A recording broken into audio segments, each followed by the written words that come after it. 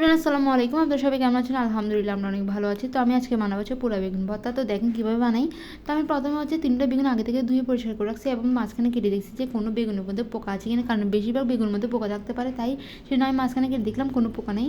3টা বেগুন কেটে আমি হচ্ছে এখানে তেল ভালোভাবে লাগিয়ে দিয়েছি যাতে এগুলো ভালোভাবে পুরা হয়ে আসে সেজন্য।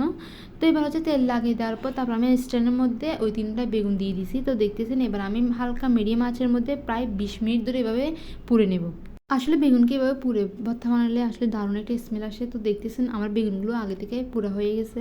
আমি বাটি নিয়ে হালকা একটু ঠান্ডা করে দেন আমি হচ্ছে বেগুনের যে ছিলকাটা ছিল ওইটা ছিলে ফেলছি।